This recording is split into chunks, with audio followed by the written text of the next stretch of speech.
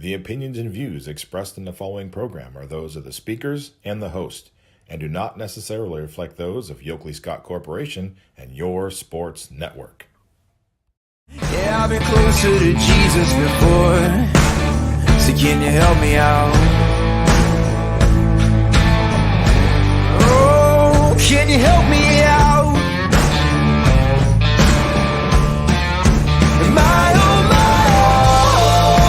Am I on my own? But can you help me out? Am I on my own? Am I on my own? Or can you help me out? Can you help me out? I've been scared to look in my soul.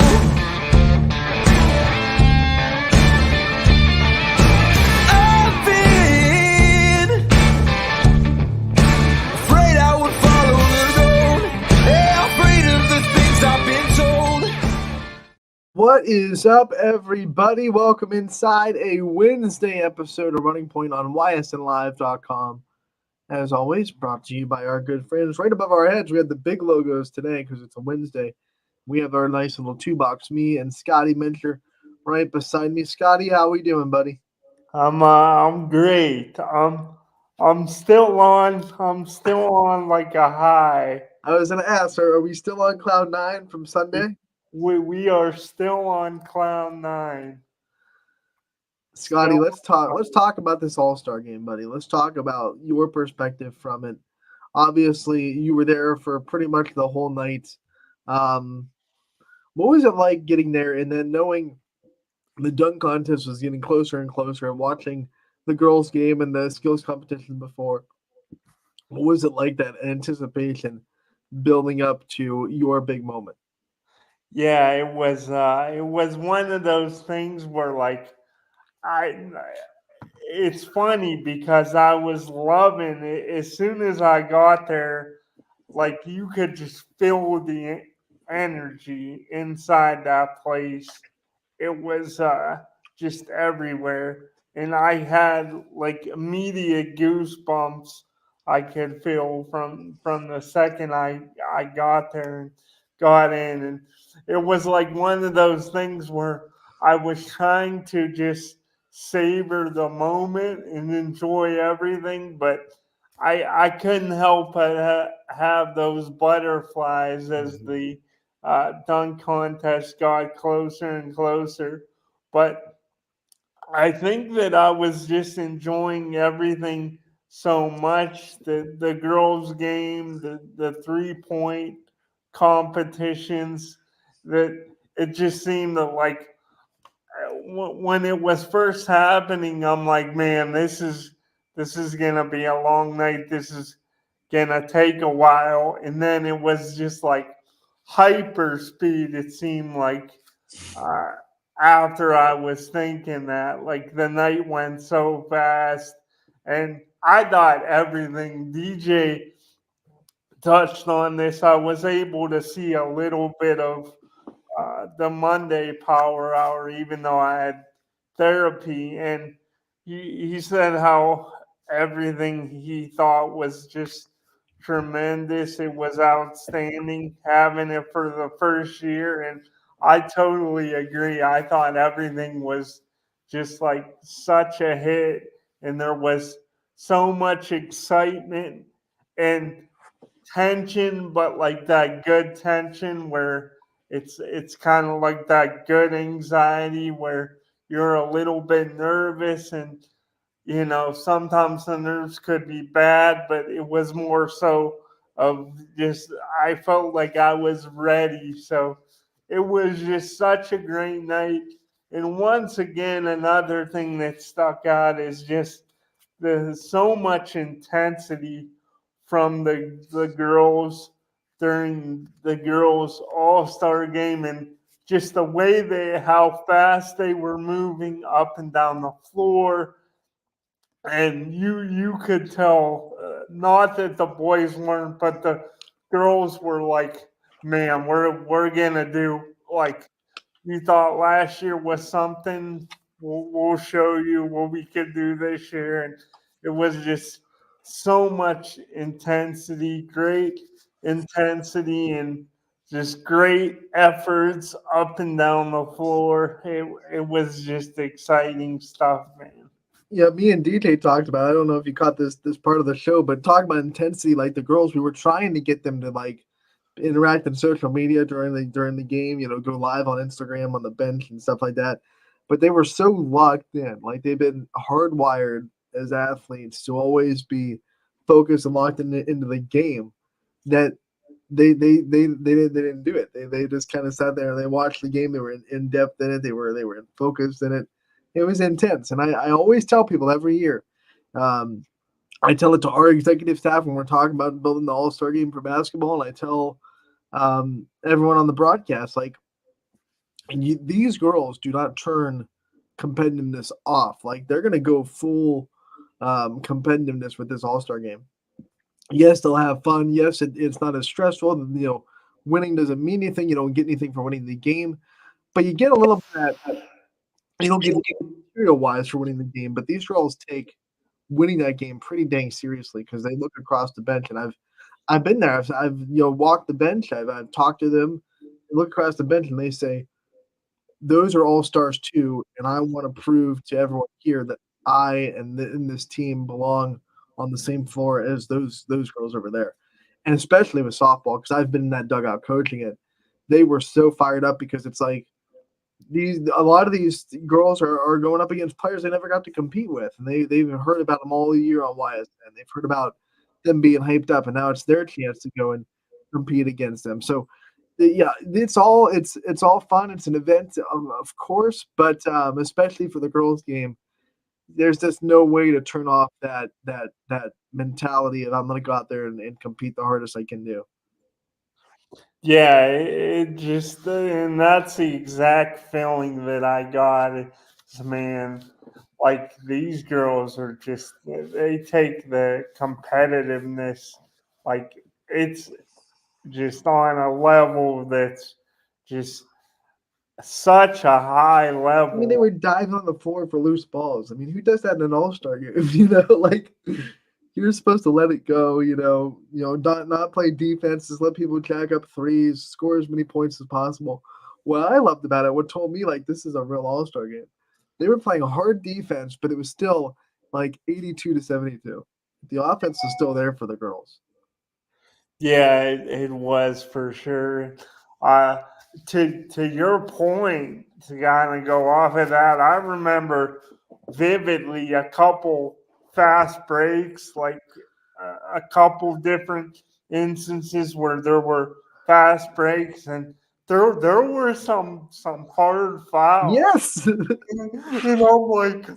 I'm like, whoa, like so much for it being all fun and games. No. And You're not getting a free layup on me. I don't care if it's an all-star game. yeah, And there were college coaches in the stands. That probably turned things up a little bit too it was for the underclassmen.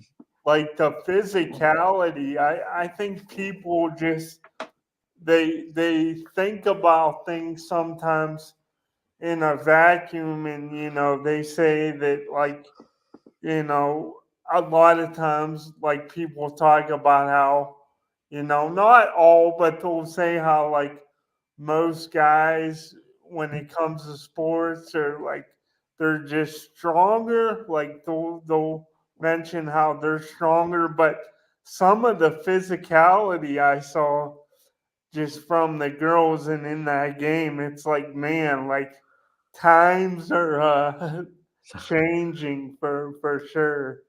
Like, I think one of the reasons you see that, and that's a great point. A lot of people, especially in today's world where the women's game is starting to take a little bit of a steps up, and there are those people that are they're scared of that. They want to keep it men up here, women down here. So they'll say stuff like, well, there's that big story about the WNBA team wanting to play a high school state basketball team. I'm sure you saw it. It was all over social media. Like they're different, right? And we don't say, well, the women's game is just as good because women can go and beat men on the floor.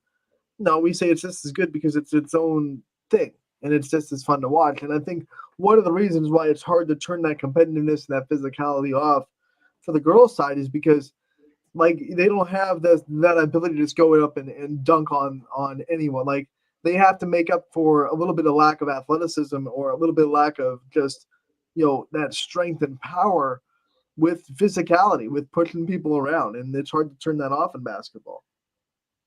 Yeah, and there was also, and I know as you were announcing, and you always do a great job. I mean, I am a little biased because I've been on this show with you a while now, but you always do a great job when you're announcing.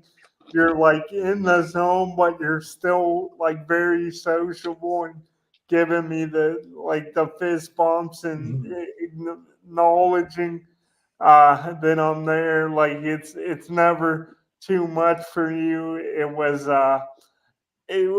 really cool to see you take part in all the photos and everything from everyone that got their accolades and stuff like that. But I also during the game I saw a couple really great. There were some great passes in that game, Mhm. the girls All Star game. That's how the girls show off. The boys will dunk, the girls will do these little behind the back like things they would never really try to get away with in an actual game that meant something. The no look passes. I saw a couple of those last year. Katie Grexa had like a no look behind the back pass at YSU. I'll never forget that. Seeing that on the broadcast. So they try to get away with that kind of stuff, or little ball handling crossovers that they wouldn't really pull out in a real game. I thought Sophia Gregory was going to dunk. I was promised that we were going to get a dunk. So it's a little disappointing. Whatever. So no, but Sophia Gregory, everyone did great. Now I love being able to interview all of our postseason award winners on the broadcast as well. And like you said, Scotty, in an All Star game when you're broadcasting it, you get to let your hair down a little bit. You're not as buttoned up as a broadcaster. We just had fun. Me and Mike just had fun with it. Yeah, And we broke some of the broadcasting rules, which you can do in an All Star game.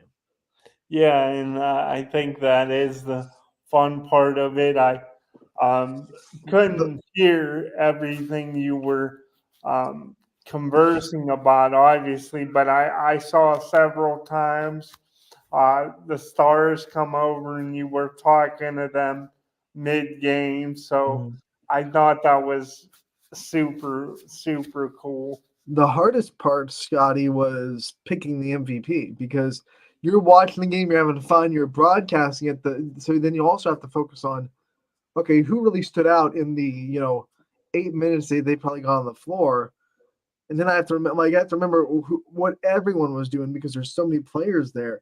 So picking the MVP was tough, and we wanted to stay away from recency bias because we were talking a lot about Eliana Thompson. She came in late in that last quarter, or I should say, the waning minutes of the last half. And she scored like 10 points in a row. We were like, oh man, she's playing so well. But then me and Mike were like, okay, but let's look at the game as a whole. Who was in consistently? And that's why we picked Ashley Schroeder because she got in a couple of times and felt like she was an impact of the game the whole game. But it was really hard to kind of talk through who was going to be the MVP of the All Star game. Yeah, and then I mean, it went down to the wire too. It That did. was that was great theater. Both games were close, and And all the skills competitions had to have a tiebreaker. You look yeah, at it, the 3-point contest, two people tied in the first round in the girls' side. That had to be a tiebreaker. Rock paper scissors shoot. They got Ella Kuzmal into the final, and then she won it. Look at the boys' 3-point contest. They had to go back to the volleyball line to decide that one. You yeah. know, Like DJ, he kind of talks about like in jest. He'll talk about with me about how such a big homer I am, but like it really like if you weren't there, like just us talking about it doesn't do it justice. I right? mean, that was like I don't think we could have scripted a better outcome than what we saw that night with everything together. I mean, that was just great theater. The 3-2-1 also had a tiebreaker in the first round that had to be settled with rock, paper, scissors. And then here we go into the dunk contest, which was also one that had two people tied after the first round, and they went to the finals. Scotty, let's talk about this dunk contest, buddy. You were the first judge introduced. What was it like to come out of that weight room and come across the floor with everyone, screaming your name and having that introduction? Yeah, it's funny because I've talked to you about this, Anthony, before about how I tried as much as possible, and I know you have too. Um, like from the time I was little, like not letting my wheelchair stop me from participating in playing sports. And I know you've been a big part of Challenger baseball and stuff like that. And I used to always, like growing up in the backyard, we play baseball just about every day in the summer. And every day I would be up there, I'd be hitting the ball most of the time with a uh we'd have a wiffle ball, so I'd have the wiffle ball bat. But I just like sports has it's always kind of been that thing. It's been my comfort zone. It's been comforting, almost like a kind of like a warm blanket, when it's freezing out and you get under that and you just instantly feel better and safe. And it's one of those things, tying it into this all-star game and the dunk contest and what it was like. It was such a great rush of adrenaline when DJ announced me as the first judge, and he gave me praise, and everyone in the gym erupted when I had my chair. I think I had it on the high speed without realizing I wasn't going as fast as I can. But I'm like, whoa, I think the adrenaline just kind of took over because I think I was moving pretty fast, but it didn't even really feel like it. But just to have that, it was so special, and it's something I'll never forget.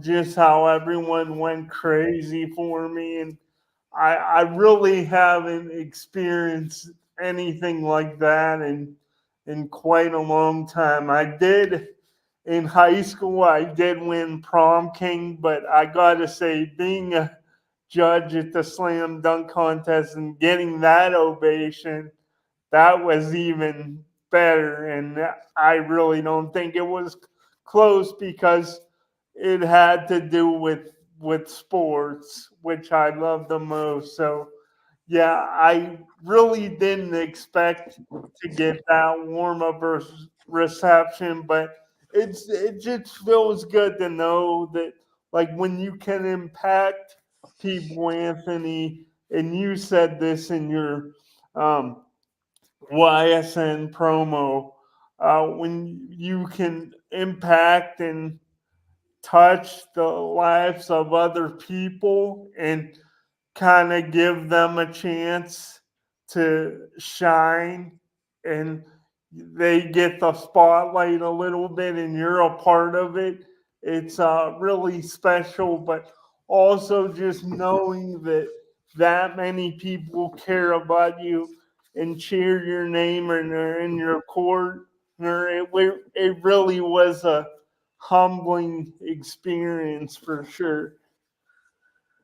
Scotty, I don't know how much if you've ever thought about this, but I always sometimes when I get time to reflect, I think like, isn't it amazing that like you and I are both in like the same situation? We both have disabilities. We both went through early years of school and high school and middle school where we couldn't really compete with our peers per se athletically. Obviously, we couldn't get into middle school, high school sports. We didn't have that kind of opportunity. We had challenger baseball. I had Special Olympics basketball and softball. But we still found this passion for sports, even though we couldn't, play it at a level with our peers. Do you ever stop and think like how cool that is? That like, or maybe it makes our passion even more the fact that we don't take it for granted because we can't do it. Do you ever think about like how that comes about or why that is? I kind of find myself thinking like, how in the world did I become such a huge sports fan when I can't play sports? I think for me, it came from supporting athletes even at an early age when I was in middle school and seeing how much that support meant to the athletes that I was supporting. That really drove my fandom, like my ability to be a fan. And I think that's one of the reasons why like my passion for sports got ignited the way it did. But it's really fun to kind of think about in your life like when did I become this super fan, this super passionate person about sports. When most people, when you ask that, it's because of a memory they have playing it with their classmates or when they were playing, in a high school basketball, whatever it may be. For us, it's different. We don't get to say, well, it was when I played high school basketball or when I played, in seventh grade and this coach taught me this or that. We don't have that moment where we say this is when I fell in love with sports.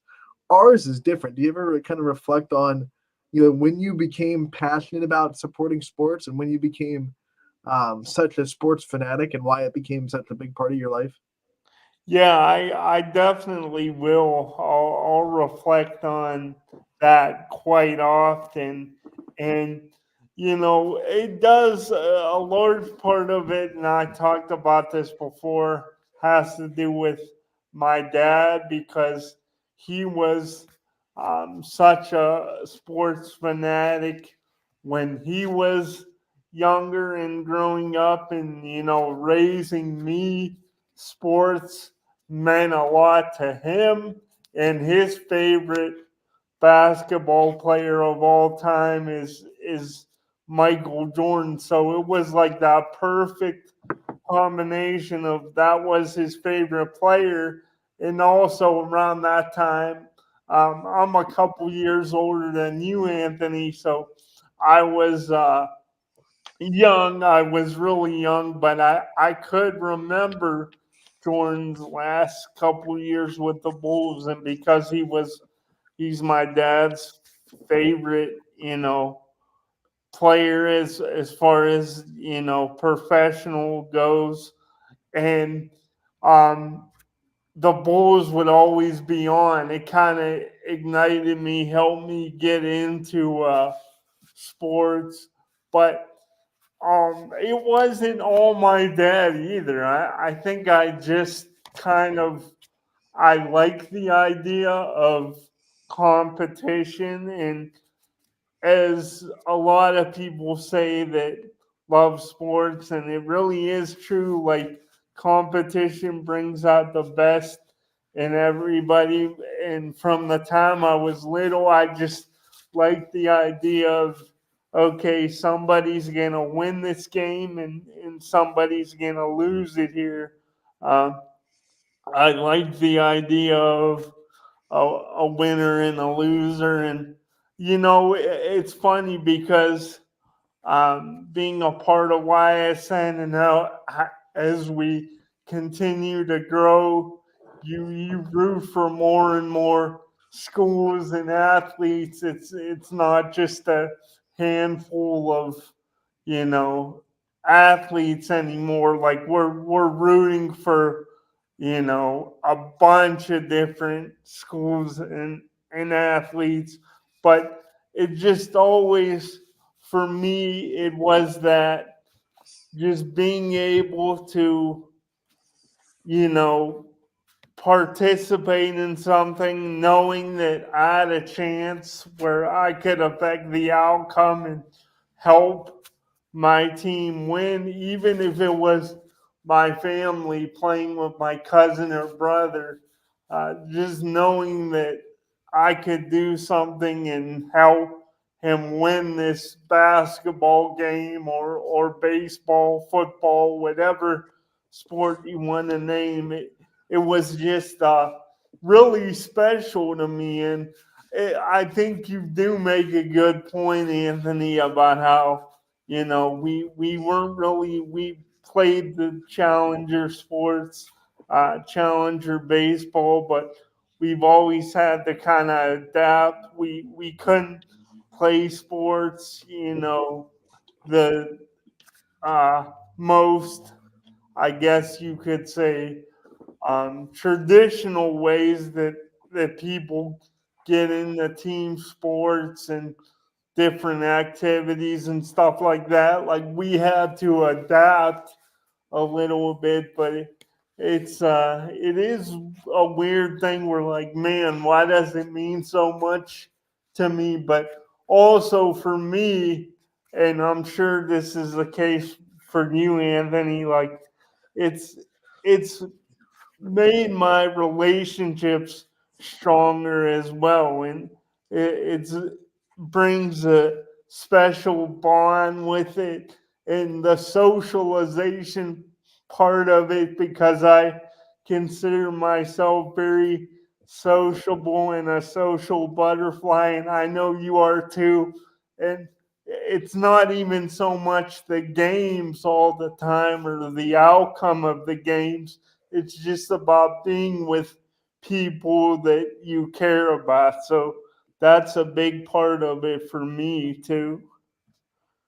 Scotty, one of the things that I think about, um, is the last time I really was able to ever like compete with my peers per se is gym class in middle school, and I think also one of the things that got me like in that competitive spirit was the fact that like I had classmates that did not look at my disability as something that, if we're playing mat ball, which is like indoor kickball almost kind of thing, where I would kick the ball with a crutch, right? So it'd still go, but if they got the ball or they caught it, like I did not have classmates that would like purposely drop it just because, oh, we need to get Anthony on base or things like that. In my gym teacher, shout out to Mr. McClellan out there, who would refuse to let kids do that anyway. He'd be like, "Get him out," I'd be running the second, and he'd tell someone, "Throw the ball at him, throw it," Never treated me like a fragile person that couldn't get contacted or couldn't get out in a game or whatever. But those kind of moments, when you're growing up, those kind of put little core memories into your brain. And then, of course, like I said, like for me, it's funny because like you came from a family that was really passionate about sports. My family likes sports. They'll go to sporting events. They root for their teams, of course. But like, it's not like they're like, I don't have any super fans in my family. Like my room, as you can tell, is all sports. Like I have Georgia Tech stuff all over the place, Kansas City Royals, Chiefs, you know, it's all sports everywhere, right? Like none of my brother's rooms are like fanatic sports rooms, or they don't like have jerseys all over the place.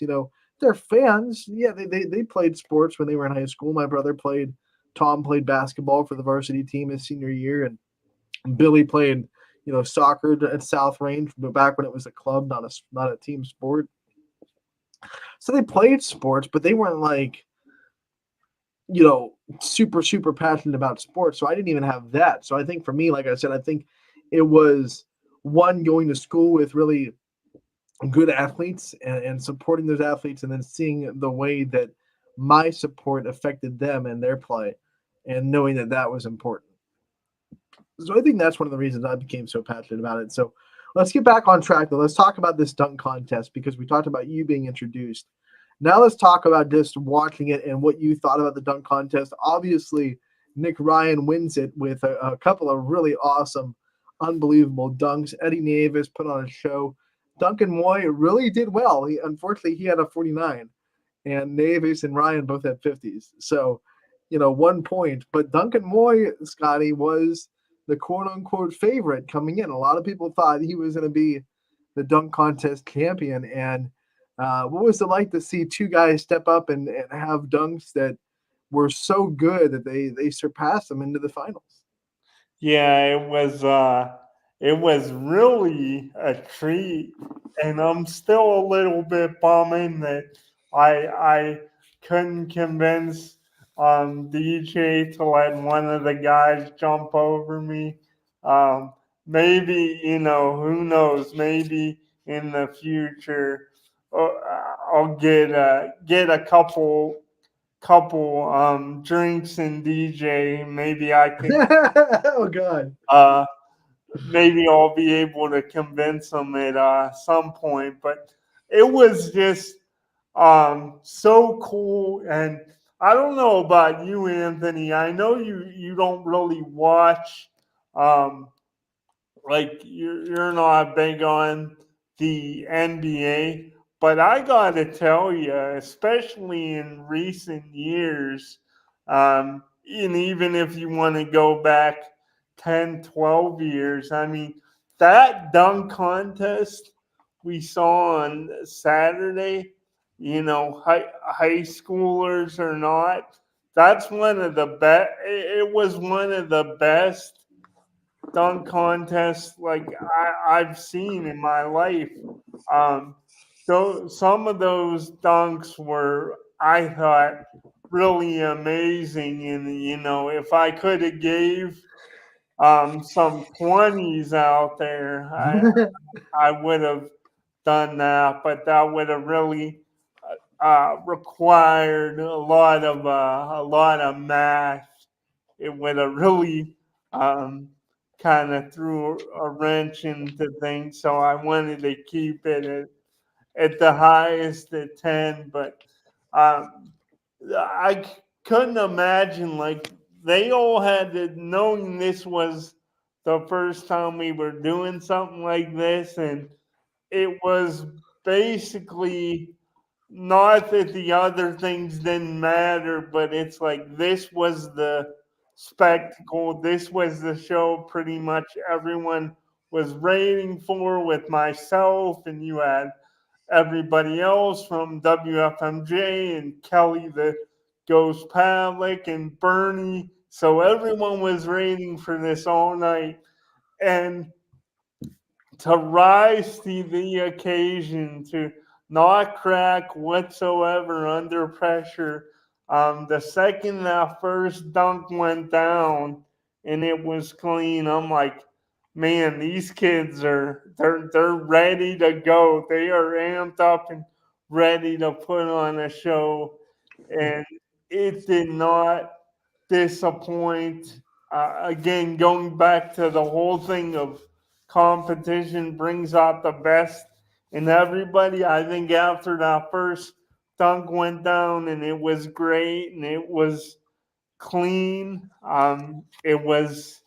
it got the crowd going.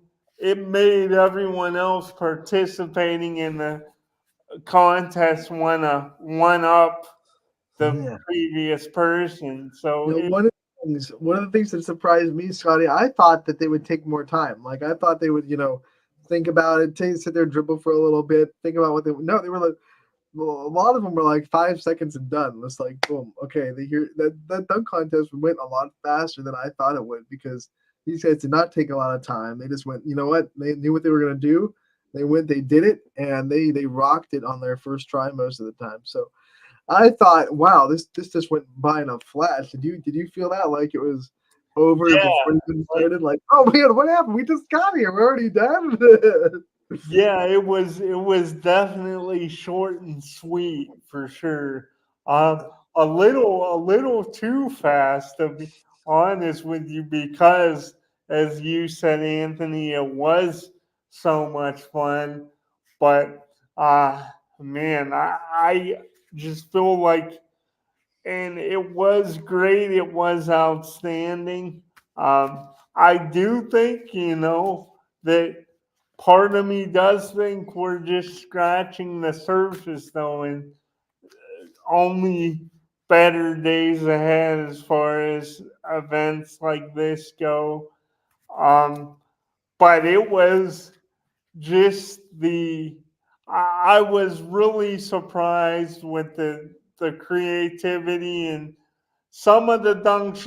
It took them to they didn't get them on the first try. It took an extra crack or two for them to get it down. But most importantly to me, it's not about getting it on your first dunk. It's just about landing a really good dunk.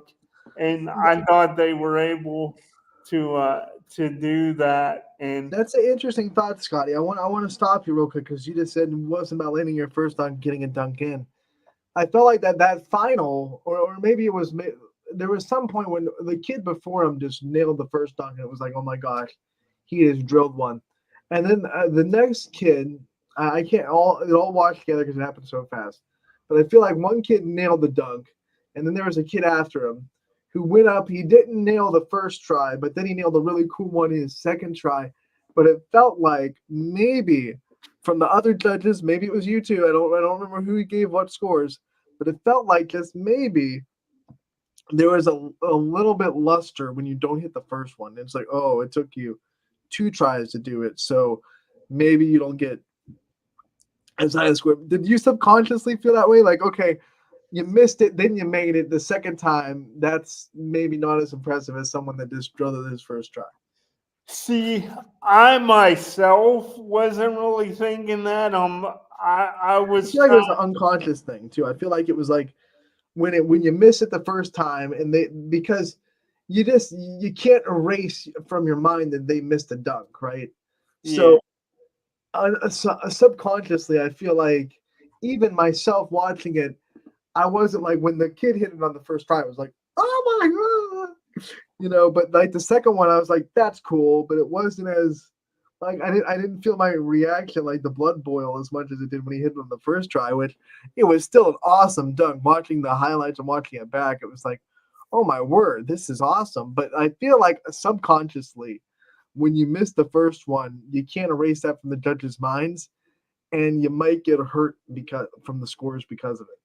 yeah, and do agree with that because now that you say that, there was a dunk. It came back to my memory. And the kid, he missed the first one, but he was Right. And it able. wasn't the final because I know the final. I know Nick Ryan had an awesome one. Eddie Nieves went for an awesome one, and then he decided just to throw one down because the time was kind of ticking. I think it was in the first round, the dunk that I'm thinking of. And I remember giving a score of an 8. And it was probably because he was on his second. And I know one of the judges, I don't remember who it was, but I think we all gave 10s, and then Madison Traveler. Yeah, somebody. I think she was tired of hearing people say all week that she was going to be a soft judge. She's like, well, you know what? Wasn't good enough for a 10 for me. Boop, Yeah, 9. Oh, the crowd reaction. I love it. You know, 9. I hope that she did that just for the crowd reaction because that was awesome because the crowd that tells you the crowd's in it. When they're hinging on that last judge, it's almost like dodgeball. Madison Traumler turned into Chuck Norris, right? Yeah. Where you're hinging on that last one to pop up and it's like 10, 10, 10, and then it's like boom, 9, and the crowd just went Then you boo. have you see him eating a chicken leg. Right. Oh, I won that. that trophy was now see, that would be a really cool piece of content for Duncan Moy. Sitting there like, this for fun. That trophy was mine. Yeah. Madison Traveler. Oh, that would have been hilarious. But just to wrap it up full circle before we take a break, Scotty, final thoughts about your time at the All-Star game. Oh, final thoughts. I want to say, as I told you at the top of the show, I'm still as psyched today as I was Sunday when it was happening. So I'm still like floating on a cloud right now.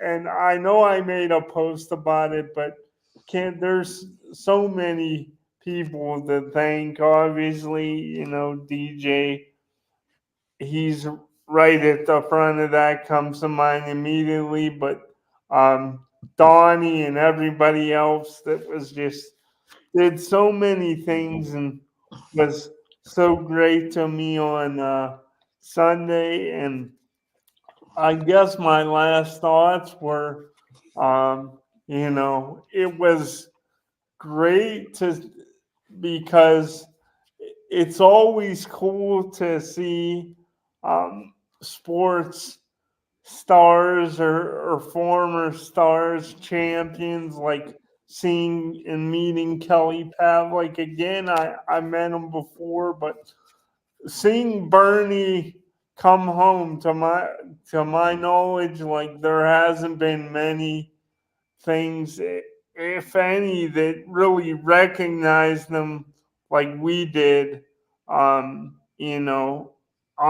Sunday. So just seeing that and how the crowd reacted to Bernie and him staying for autographs, and I saw him signing stuff for quite a while and interacting with the youth, the kids.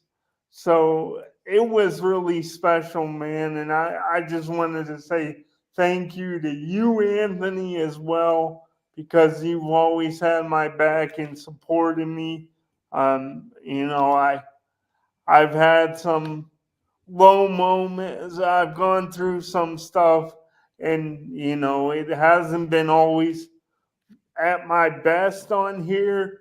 None of us are, but I strive to be better each and every day, and you help me to get there, Anthony. So thank you to you as well, and just everybody that made the night happen for me. It was really special, and it was truly an honor to be a part of the first YSN All-Star Dunk Contest. Absolutely, Scotty. We're gonna have to have you back next year. Now we have to think about what we're gonna do with you for the softball baseball game. Yeah, what can we have Scotty do? How can we make Scotty be a part of that? Get your minds thinking. Who knows how Scotty will pop up in those games. Maybe we'll have to see how much he can do the underhand toss and get you a softball first pitch. Yeah, I mean, I'll give it a try. Scotty, come on, ring that arm around. I'm much better right-handed than I am lefty-wise. So I'll definitely I'll throw my best. I gotta get stronger though. We're gonna take a break on Running Point, and when we get back, we'll have more local talk. We'll also update you on what games are still happening tonight. There are still some field condition issues that have some games still canceled for the night, but some games are still going. So we'll update you on that when we get back on Running Point. Brought to you by Greenwood Chevrolet. 21 News delivers the news as it happens, using the latest technology from where it happens. Live here outside the Mahoney County. On air, online, Wednesday afternoon weather update. Very dangerous. and on the 21 News social media platforms. I'm on the road right now. 21 News, the Valley's only locally owned source for trusted news since 1953. Craftsmanship to us is 60 years of pride and dedication. Passed down from generation to generation. The hardwood floors that your kids take their first steps on. The solid wood doors you quietly close at night. The things we create day in and day out are the products that end up turning your house into a home. At Baird Brothers Fine Hardwoods, uncompromising quality and craftsmanship built our business. And it will keep us moving forward for generations to come. Going the extra mile at Greenwood Chevrolet means we want to take care of the community that takes care of us too. And we have to work together always. And that's how you stay in business for 40 years. I love being a helper because when I help somebody, it makes me feel good. It means a lot that I can make a difference in others' lives. So I will do everything I can and just being there for them every step of the way. I want them to know within the first 5 minutes that they could depend on me. That's what going the extra mile means, only at Greenwood Chevrolet. Before the lights come on, before the workday begins, before a long day is ended, or it's time to have fun. It all starts with the people at Joe Dickey Electric. From replacing a light fixture in your home to building a substation for your business, no job is too big or too small. The people of Joe Dickey Electric power them all. Joe Dickey Electric, Over 60 years of powering the Mahoning Valley. Welcome back to Running Point on YSNLive.com, brought to you by Greenwood Chevrolet in Austintown. Anthony Hartwig, Scotty Mincher next to me. It's softball season, which means, like last year, I'm gonna have a different softball on this desk every day, and I have a lot of them. The camera can't pop it up. Like there's softballs everywhere in my room that are all signed by important people in my life or are really big members of the softball community, or sometimes both. A lot of times both. So we'll have a softball on the desk every day, a different one every day. This one for today is signed by the two Northeast Ohio pitchers that will be going on to Georgia Tech to continue their softball career. Sydney Watts, of course, we all know her from Austintown Fitch, but then Carter Wachtel as well from Worcester Triway. They played each other in a scrimmage, and I was lucky enough to get them both to sign a softball. So that's today's softball feature of the day. If you don't know me, I don't know if you've been living under a rock or this is your first time watching the show. I'm a softball junkie, so we will have a lot of softballs during the season that we get featured on this show. With that being said, Scotty Mincher, what else is on your mind today, buddy? We haven't dived into your mind yet on what you brought to the table because we got so caught up in talking about the All-Star game, which rightfully so, it was an awesome event. Yeah. Well, I wanted to talk because it is baseball and softball season once again.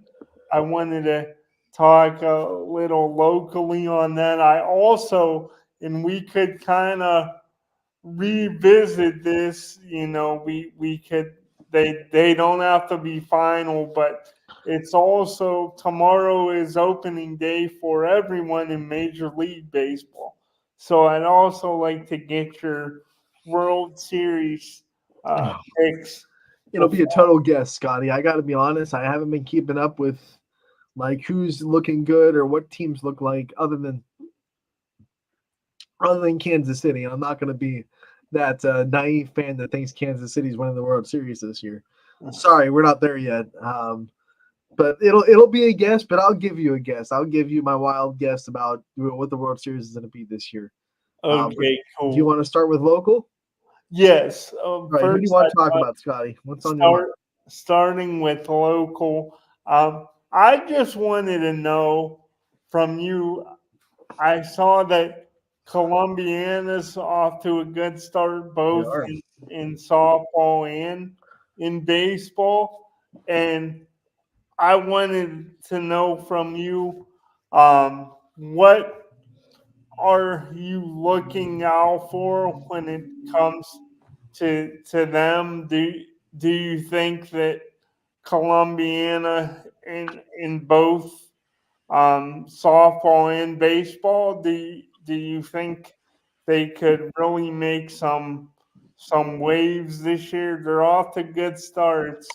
So just your thoughts on them, and then also just around the entire baseball and softball world. I just wanted to know some things that maybe people aren't talking about right now, that some storylines that you kind of have your eye on. All right, well, we'll start with Columbiana, Scotty. And yes, they both were off to a really good start. They both had great season openers. Columbiana baseball got to open up with league play against Lisbon, and Alex Eusebio pitched an amazing game on the mound. Both these teams are going to hang their hats on, well, I should say hat and visor, because softball players don't wear ball hats.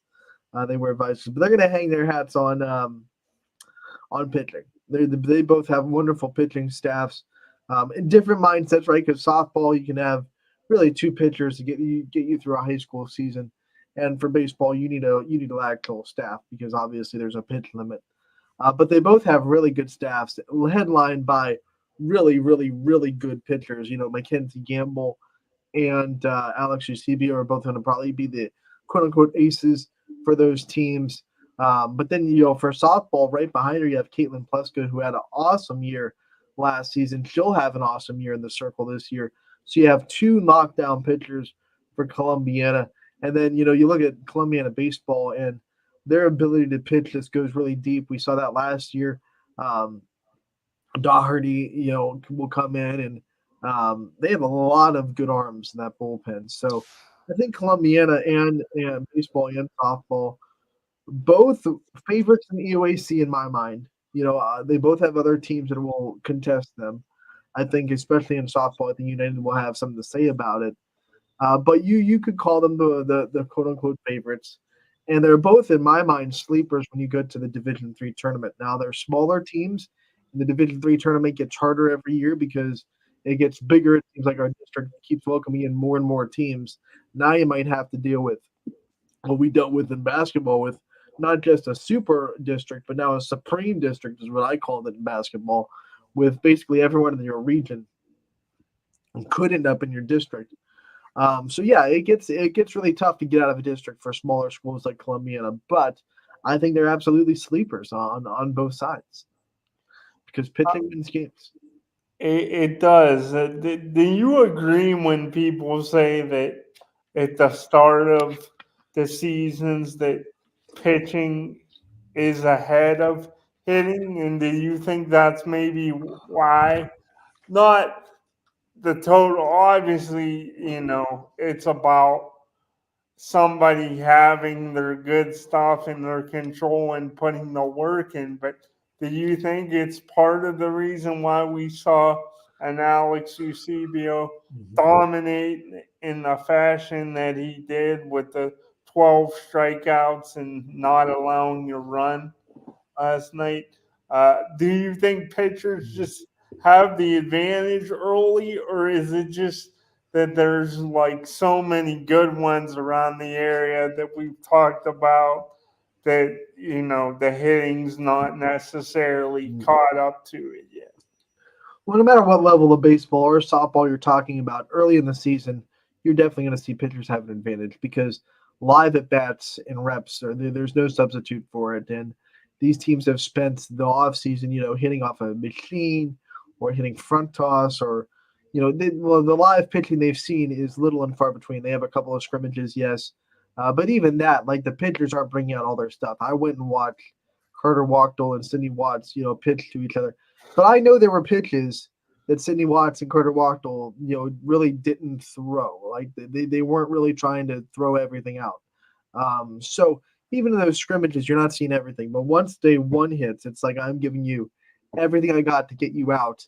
So these batters have to make adjustments. Now, when you talk high school, though, it's not always a level playing field, and we all know that. Sometimes the hitters are just better. They're better than the pitchers they're going up against, and sometimes it's vice versa because there's no there's no even ground. They're this kids playing in high school. Obviously, in MLB and in Division I college softball, everyone's there for a reason. Everyone's really talented. That playing ground is a little bit more even. So the catch up time doesn't take too long. But these dominant pitchers that we're talking about in softball and baseball probably going to be dominant all year. It's because they're playing a lot of lineups that just aren't equipped to fully 1 through 9 go up against pitching at that level. And that's just the reality of high school baseball and softball. There aren't a lot of teams on both sides that can go up against a Sidney Watts 1 through 9 and have all 9 of those hitters be ready for that level of pitching, or an Alex Eusebio, or pick your pitch, Michael Patelis from Canfield. There aren't a lot of baseball lineups that will say 1 through 9, all of these hitters are ready for that level of pitching. It's just the reality of high school baseball, right? That's why they say it's a really hard jump to college, because now 1 through 9, those hitters are used to playing that level of pitching, and all of them can hurt you in some kind of way. So that's why it's such a big jump for pitchers to go from high school to college, because you're having to face a whole lineup now. And in high school, back to Sidney Watts, the great teams might have 4 or 5 hitters that she really has to worry about that are used to her velocity, that can catch up to that speed. But most of these high school teams, 1 or 2 maybe, that are used to that quality pitching, the rest are they're lost. They can't catch up to 68 miles an hour. They just can't do it. I've watched. It's like you can tell them all the time, hey, react earlier, but they're just not at that level, and they cannot catch up to that velocity. It's just not in their wheelhouse. But when she gets into Georgia Tech and she's in the ACC, everyone in that conference, they've all seen 68 like it's nothing, right? So they can all catch up to that speed. That's why it's going to be a jump. That's why it's always a jump. Every pitcher that goes into college, you're facing a lineup that's all used to this level. So high school will always have a little bit of advantage to pitchers that are good. Good pitching will always have a little bit of an advantage in high school because most lineups can't go 1 through 9, all used to that level of pitching in high school. Yeah, that's really interesting. I think any level, like when you talk about the jump in sports and the jump in softball, to the point where everybody has seen the point you were making about how everybody is seeing the speed and they see the 60 some 70 mile per hour pitches, so they're ready for it. But it'll be interesting to see, even with Columbiana and Alex Eusebio, like it'll be.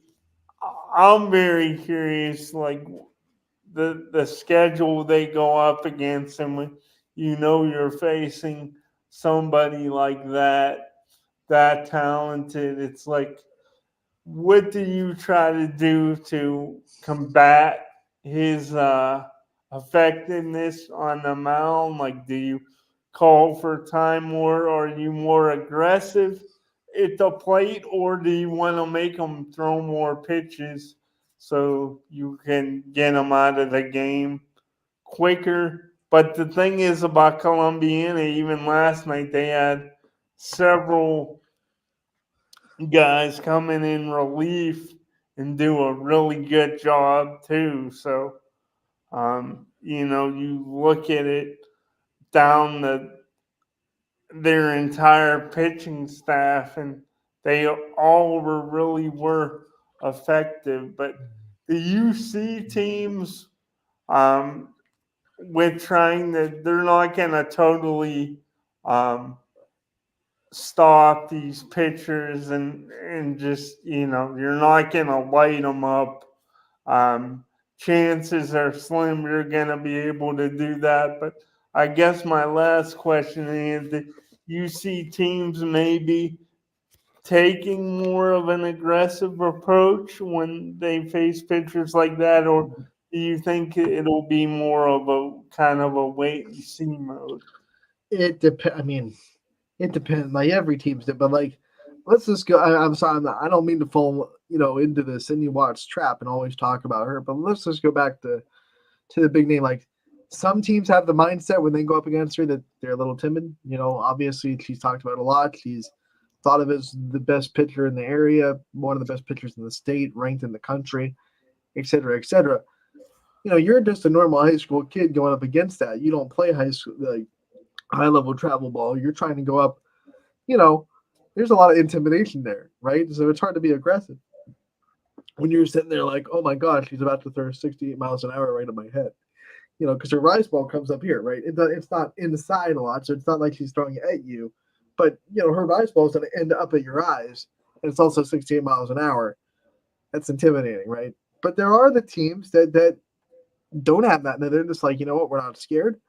We are going to go and play Cindy Watts because she puts on her clothes the same way we do, and she ties her shoes the same way we do, and we're going to go out there and be aggressive.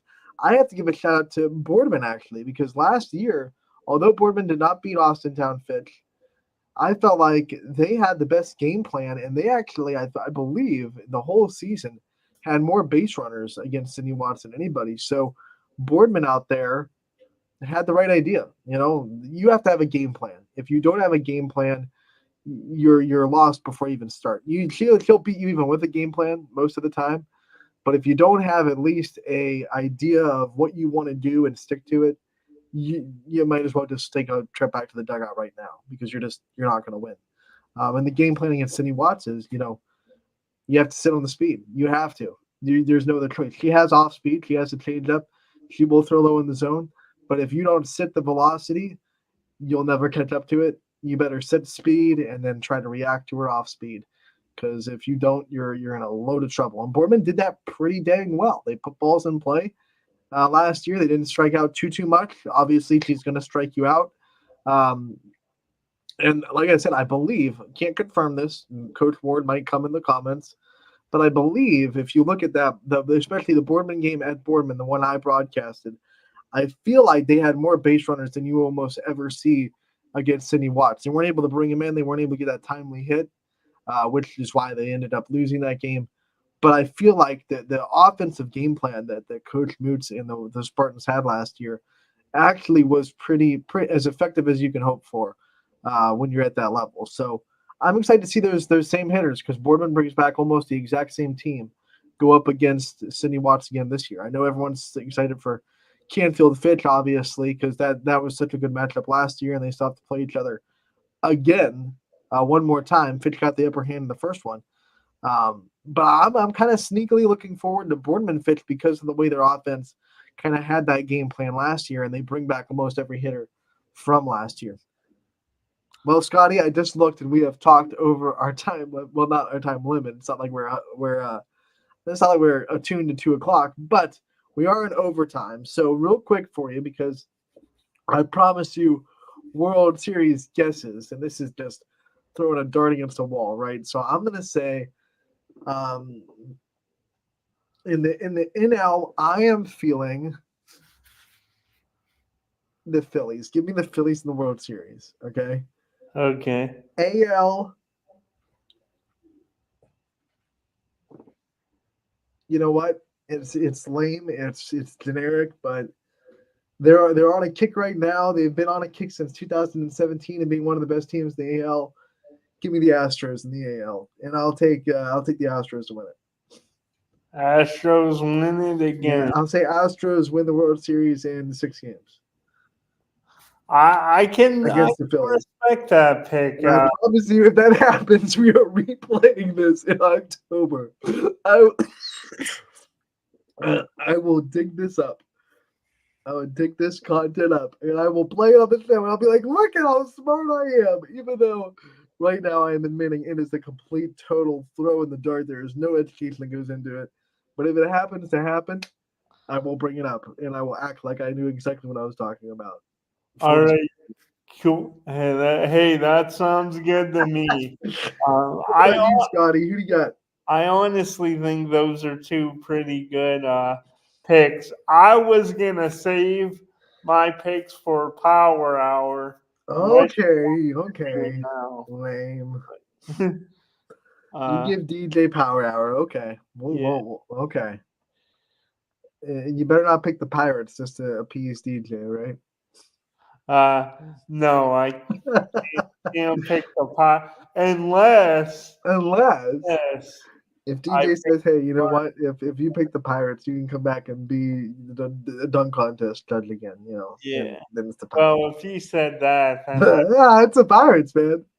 Yeah. There is no coercion in Running Point and Power Hour. We do not affect Scotty's opinion at all in anything that we do. Scotty is his own man. Own man, Scotty. We want to thank you so much for tuning in. Scotty, you have the week off next week, buddy. We won't see you next week. I'll be on my spring break in Atlanta, and I'll be watching my Georgia Tech Yellow Jackets softball team on Wednesday. So we will see you in 2 weeks back on, what is that, April 10th, I believe. But everyone, for fans of Running Point, I'll be back tomorrow and Friday, and we'll finish out the week. And then we'll have next week off, and then we'll be back the next Monday. But Scotty, buddy, have a good spring break, man. We love you here on Running Point. We'll see you back here in 2 weeks. And by the way, I want to tease this a little bit. I can't give out too much information, Scotty, but I believe there is something stirring where we might have a lot of track coverage on Wednesdays. So I'm going to say. Awesome. You know, we had Wrestling Wednesdays in the winter. We might move it to Running Wednesdays in the spring. Stay tuned for information. We got something cooking. I'm telling you, we do, Scotty. It's going to be fun. Well, it's Running Point, so Two that kids works. in wheelchairs talking about runners. It's gonna be Yeah. awesome. It's gonna be the most ironic hour of streaming ever in online streaming history. I promise you that. Well, the show is still running. It is Running Point. It works. So, on that terrible note of dark humor, we will bid you adieu. And thank you so much for tuning in to Running Point. We will see you back here tomorrow from 1 to 2. Brought to you as always by Greenwood Chevrolet in Austin Town. See you all tomorrow.